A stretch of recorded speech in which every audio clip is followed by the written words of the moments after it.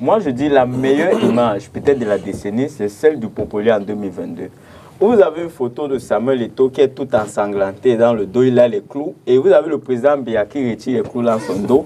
Et il lui dit, si je t'avais dit que personne ne veut le changement au Cameroun, tu ne m'aurais pas cru. Voilà donc. C'est pour vous montrer un peu l'environnement dans lequel nous sommes. Et tout vit exactement ce que Manu Dibango a vécu à l'époque. Je crois que c'était Sosinada, j'ai oublié. Jusqu'à on est même allé accuser Manu Dibango de détournement de 2 millions. De 2 millions. Quelqu'un qui pèse en milliards, qui a des millions de dollars, il est accusé de détournement de 2 millions. Salir son honneur au point il a abandonné. C'est exactement ce qu'on veut pousser Samuel Eto'o à faire. Mais Samuel Eto'o n'abandonnera pas. Et vous savez, les Bassa sont déjà têtus. Il est banane. Tout ça, c'est pareil. Samuel est très banane. Il est banane. Si vous voulez. Donc, vous savez, aujourd'hui, qu'est-ce qui se passe? Non, qu'est-ce qui se passe? C'est que Samuel Eto'o arrive à la FECAFOOT. Avant, il y a des gens qui avaient le système, qui avaient déjà établi les tentacules. Vous savez qu'il y a certains qui venaient ici sur votre plateau, qui mangeaient à la FECAFOOT, simplement pour aller dire le bon travail qui était fait par les anciens exécutifs, pas seulement celui qui est parti. La CAF également est mangeée à la FECAFOOT? Non, pour la CAF, on va arriver au niveau de la CAF. Très bien. Pour la CAF, nous savons tous d'où ça vient. Vous savez, moi, je dis contre l'exécutif de la FECAFOOT, moi, je dis il y a deux camps. Il y a le groupe de Gawa, moi, je l'appelle comme ça, le groupe de Fumban.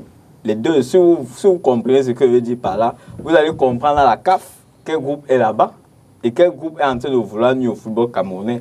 Parce que quand ceux-là étaient aux affaires, faisaient pire que ce qu'ils reprochent aux dirigeants de la FECAFOOT, la CAF n'est jamais venue se mêler des histoires de football. Qu'est-ce que vous pensez des accusations faites justement au président de la FECAFOOT? On parle de trucage de matchs. Attendez un peu. Aujourd'hui, vous entendez qu'on a truqué les matchs au Cameroun. Pourquoi on veut faire comme si tout ce qui a toujours existé de mal dans le football camerounais, c'est Samuel Eto'o qui l'a fait? Peut-être parce que Samuel Eto'o a dit qu'il venait redresser le football camerounais. On a même fait le procès à Eto'o que depuis qu'il est là, les équipes nationales ne gagnent jamais. Les U17 ont gagné récemment. Personne n'a dit que Samuel Eto'o, depuis qu'il est là, on a gagné au moins un trophée. Ah, la coupe de la francophonie. Non, c'est pas vrai. Non, c'est une façon de dire que, en fait, en réalité, on a l'impression que tout le mal qui existait dans le football depuis, on veut faire comme si c'est Samuel Eto'o. L'exécutif de la FECAFOOT est arrivé, là, de faire son travail. Et vous regardez bien, tout cela, personne ne parle du bilan. L'exécutif de la FECAFOOT. Tout ce qu'on vous dit, c'est qu'on a eu les sponsors, c'est combien. Oh, Eto'o a fait ceci. Oh, on ne vous dit pas que depuis qu'ils sont là, voici ce qui a été fait. Comme eux ont présenté leur bilan, que le championnat était quasi inexistant. Vous savez que le championnat avait été arrêté 3 fois. La FECAFOOT, peut-être, elle avait décidé de dissoudre la Ligue de football professionnel, une chose qu'on pouvait ne pas être d'accord. Parce que le général Semengue, bien que mal, il se battait. La FECAFOOT a quand même organisé le championnat. Beaucoup ont même critiqué la formule.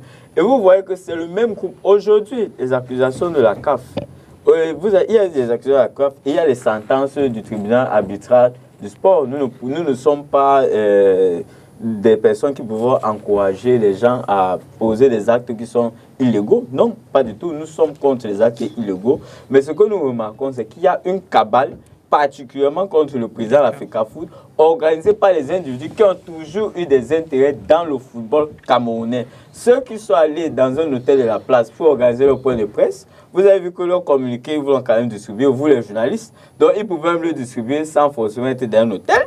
Ils sont arrivés dans l'hôtel, on les a débarqués, ils ont dit ce qu'ils avaient à dire, qui demandaient la destitution du président de la FECAFOOT. Mais vous savez, l'élection du président de la FECAFOOT, comme je vous parlais aujourd'hui par rapport au collectorat pour l'Assemblée nationale, ce ne sont pas ces quelques personnes-là qui ont voté uniquement Samuel Eto'o pour être là-bas. Le jour où les membres de la FECAFOOT, tous les membres, ne voudront plus de Samuel Eto'o et de son bureau vont débarquer. Ce n'est pas parce que des gens... Pas tous quand même, hein, 2 tiers. Non, bon, quand il dit tous, la majorité, en fait, je vais dire la majorité, quoi. La majorité qui a droit au vote dans les délégués, le voudra. Mais pour l'instant, le bilan des dirigeants de la FECAFOOT, qu'on le veut ou pas, joue en leur faveur. Maintenant, le reste des problèmes, on a même dit qu'il a la double nationalité. On a même dit qu'il avait le problème avec le fils espagnol. On a tout fait. Et vous voyez que c'est les mêmes personnes qui sont en train de revenir à la charge. Moi, je dis juste une chose pour chuter, qu'on laisse vraiment l'exécutif de la FECAFOOT, parce qu'il ne s'agit pas uniquement de Samuel Eto'o, mais il s'agit d'Eto'o et de son bureau. D'accord. Arriver au bout de leur mandat et après, on pourra tirer les conséquences au lieu de tout le temps lui tendre les peaux de banane pour empêcher au football camerounais d'évoluer.